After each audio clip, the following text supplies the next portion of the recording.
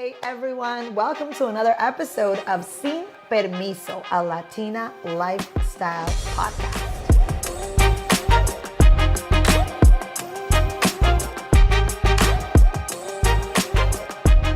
Welcome to another episode of Sin Permiso, a Latina lifestyle podcast.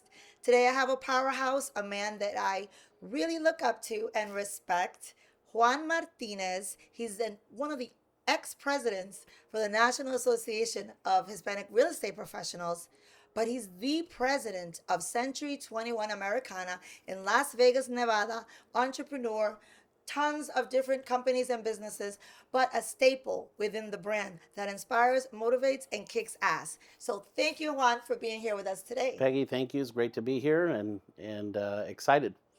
So I was telling Juan that I love to highlight on our podcast the stories of people that are either immigrants, children of immigrants, Latinos that have made their mark in this country. And Juan, you are one of those. I know that you're of Cuban descent, Yep. and I'm very excited because I think you're like the Cuban number 2 that I've had on this podcast.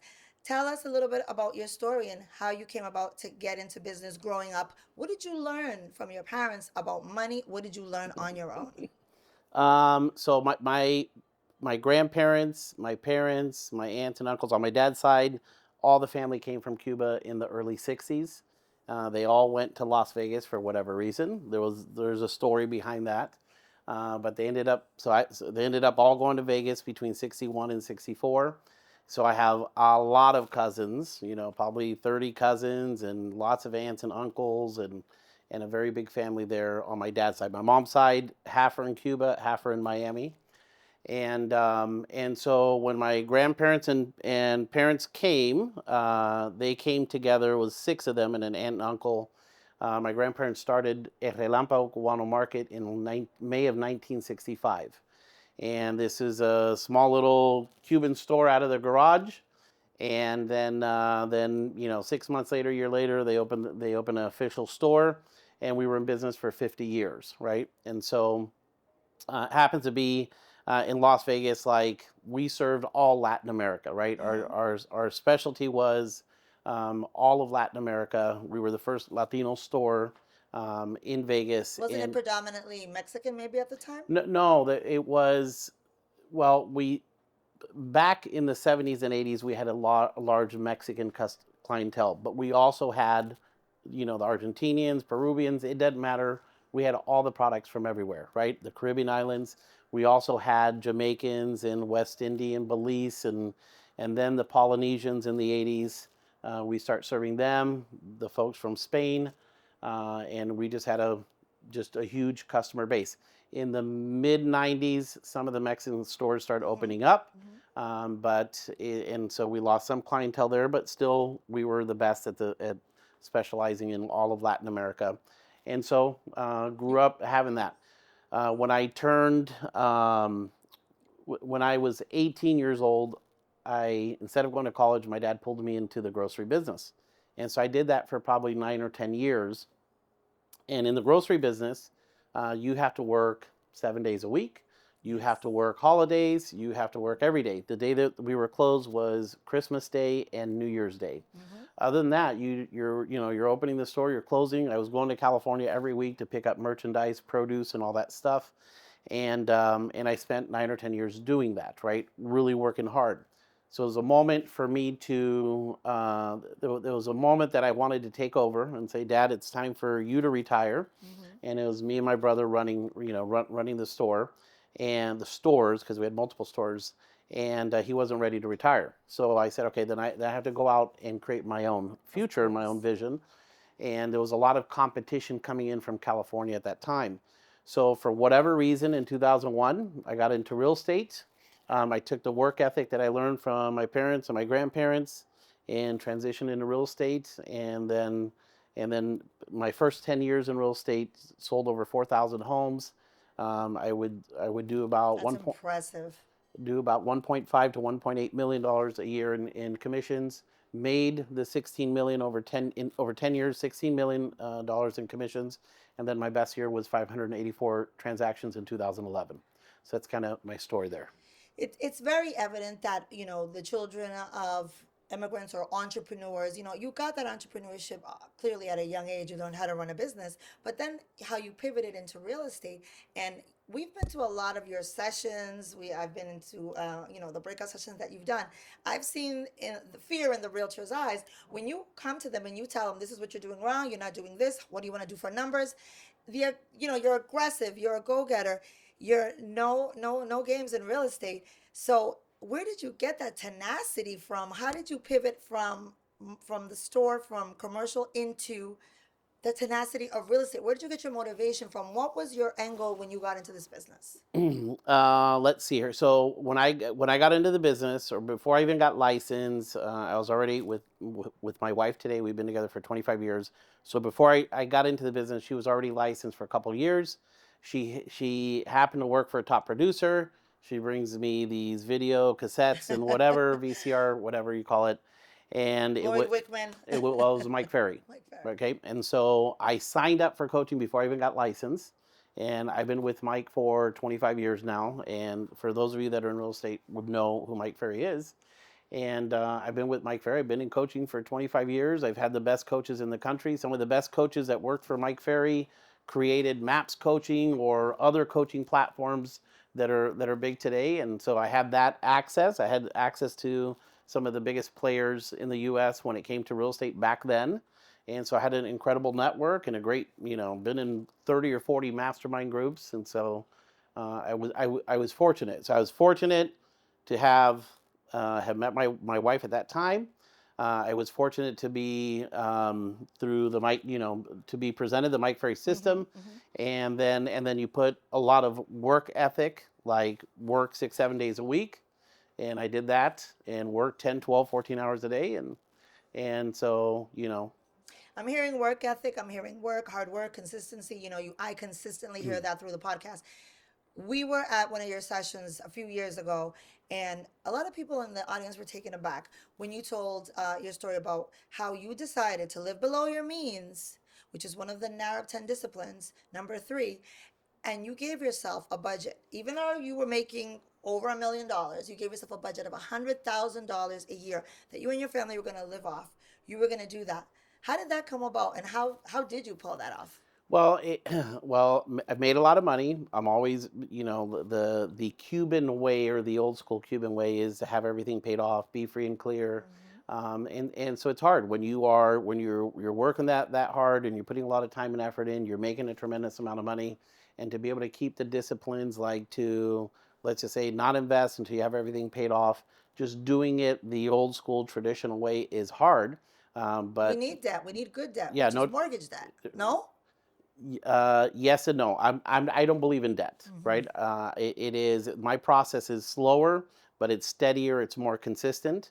And I know that some go out and get leverage, and they do very well, except when the market makes a major shift. I've seen a lot of bad things through the heavy recession. Learned a lot through all of that, right? But my style is a little bit different.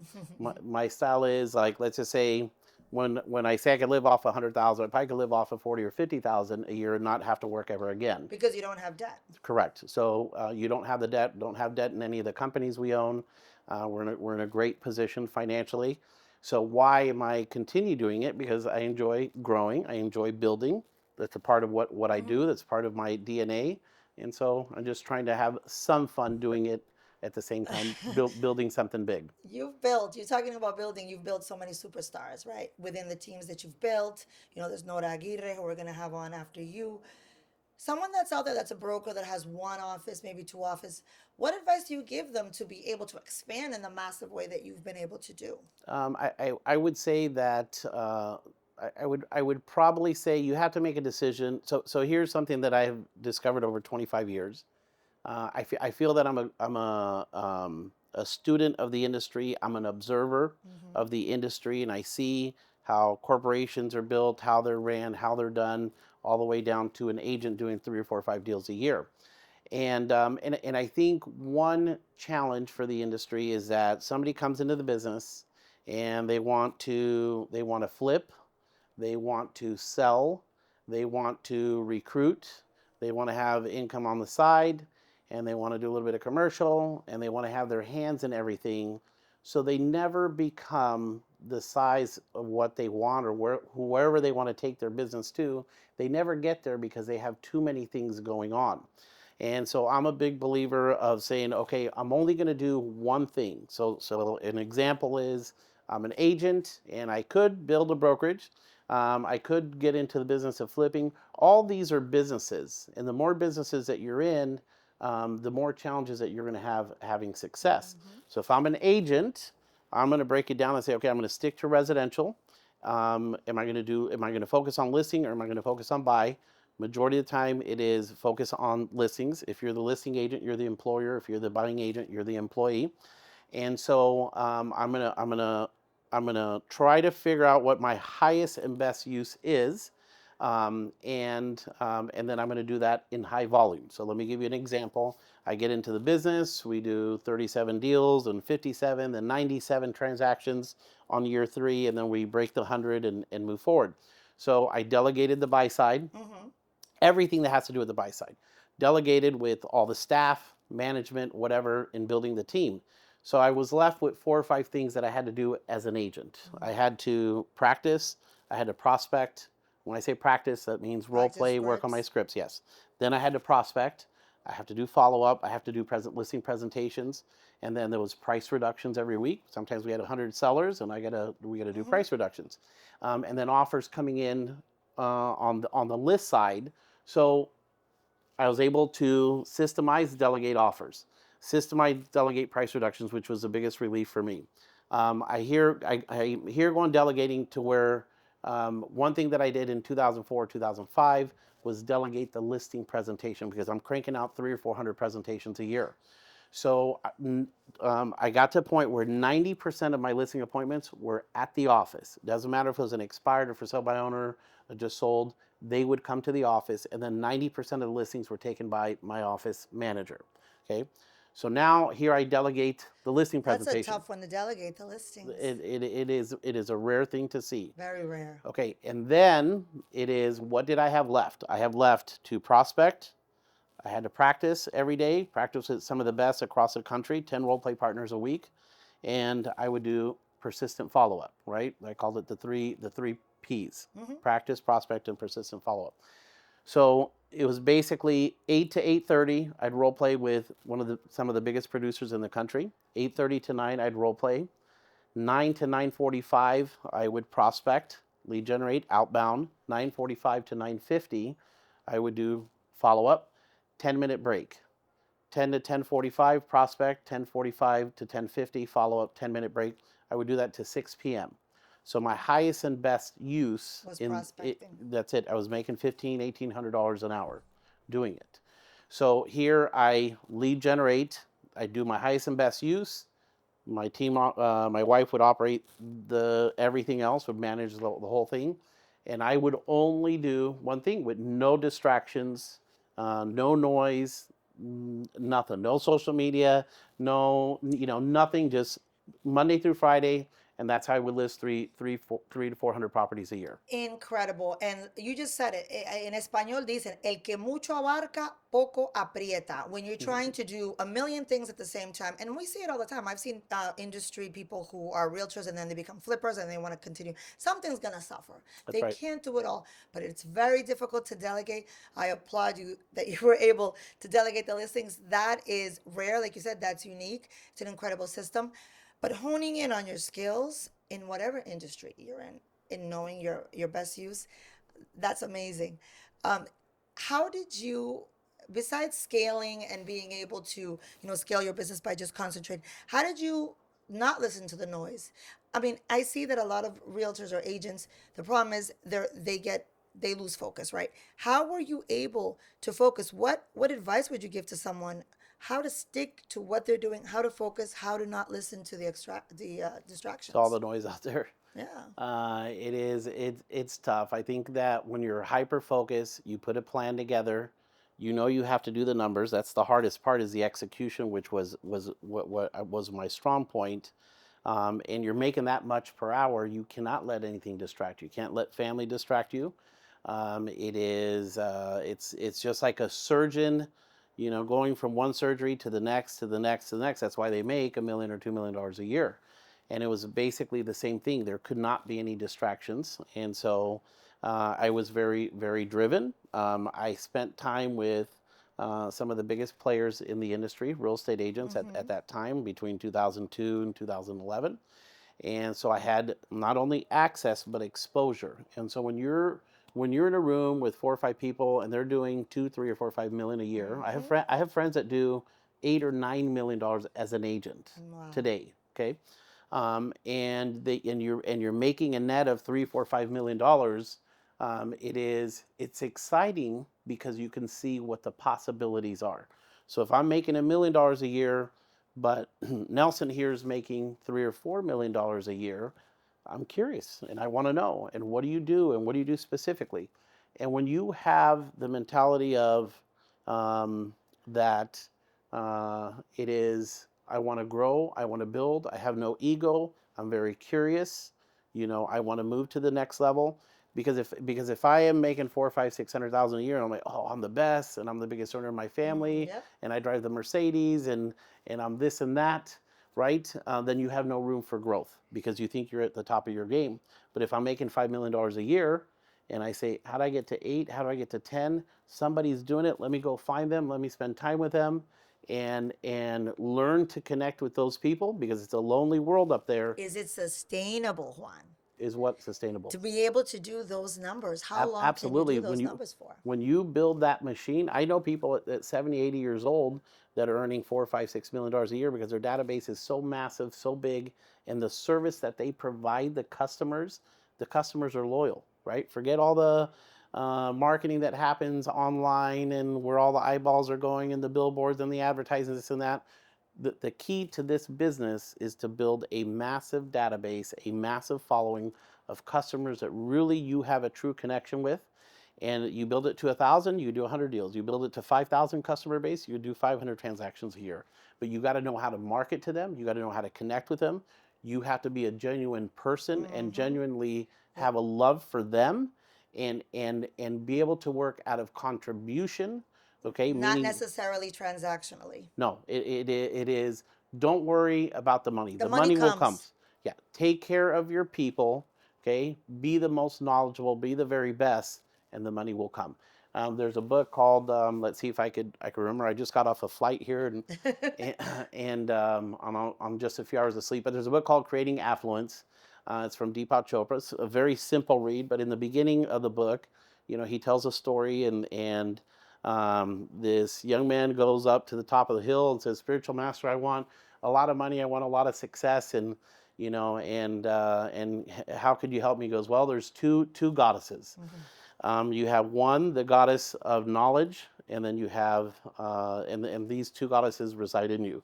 So you have the goddess of knowledge and the goddess of money."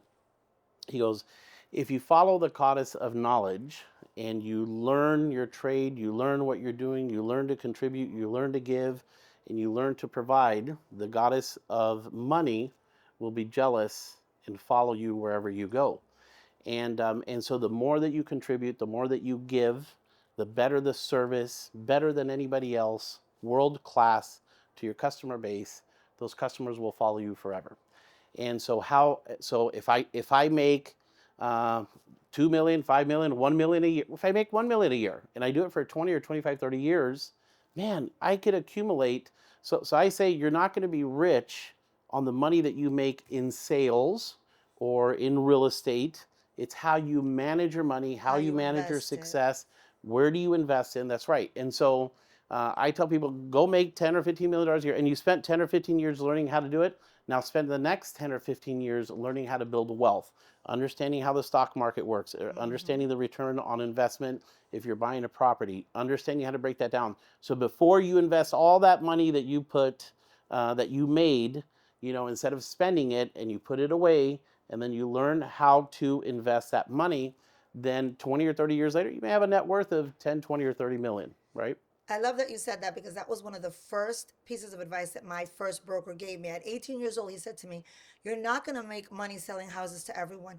The money in real estate is buying real estate." So I think he programmed that chip in me, and that's when I started buying real estate, buying real estate. You're 100% right. We do it as a career choice. We do it because we're in the business, we're making money, we're helping others create generational wealth. But at the same time, I feel like real estate has afforded us, many of us, that opportunity to invest and grow our wealth through purchasing real estate. I know that you were one of the, I want to say, pioneers in like the team building, because before, it wasn't a lot about teams, right? You started that with teams. And there's probably people listening to our podcast are thinking about should they start a team. So I wanted to take advantage of having you here today. And, before we end, what are some tips that you give someone? How do they know that they can lead a team? How do they know they have what it takes to have all these people looking up to them and expecting them to help them make it rain? Okay, so my thoughts on a team is this, is if you're not doing, when you get to a point you're doing 35 or 40 transactions a year, then you are ready to move to the next level.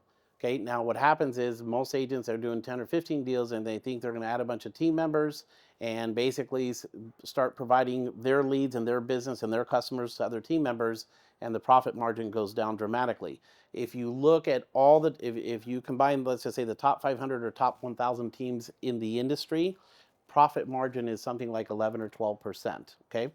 Now, how I would operate a team, most of the teams that I spent time with operate at 50 to 70% profit. So here's what I would recommend.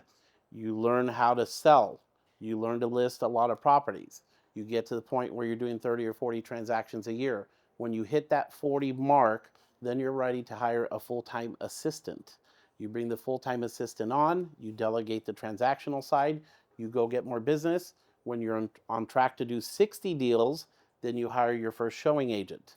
When you get to 80 deals, you hire your second assistant. When you get to 100 deals, you hire your next showing agent. Now, the reality is I could do 500 deals a year. I could list 300 to 500 properties myself. I could probably have, with 500 deals doing, I probably could have 2 to 3, maybe max 4 buyer agents on the team. And I'll have anywhere from 3 to 4 administrative staff, listing coordinators, closing coordinators, and I won't go into heavy detail, but basically I just need some listing coordinators, closing coordinators, the buyer team, maybe a manager to oversee everything, and then I'm focused on listing properties. Now, if I'm doing $3 million a year, I'm probably going to keep maybe $2 million a year based on how I'm going to pay the buyer agents and how I pay my staff, because at the end of the game, the name of the game is to be profitable. I'm not going to do $3 million to only keep 200,000 or 300,000, because then I'm doing it for ego, and that's the wrong reasons. So if I'm going to run a team, I'm going to run it profitable. I'm going to run it smooth. It's going to be a machine. Everybody represents me. Everybody sells me to my customers, and I'm going to run a profitable shop. Juan, so years ago when I heard that from you, I did exactly what you said. It has been great for me. It helped me be more successful, leverage my time better. Good. I want to thank you for being here, an inspiration to everyone. And thank you for being such a great leader. And I love you within the brand. You're one of the reasons why I remain in the brand. And thanks for your time today here on Sin Permiso podcast. So I appreciate your loyalty. Mike Mealer appreciates your loyalty, and Jim D'Amico appreciates your loyalty. So Thank you. I love my keep brand. up the big success. We love Century 21. Thank you. Thank you.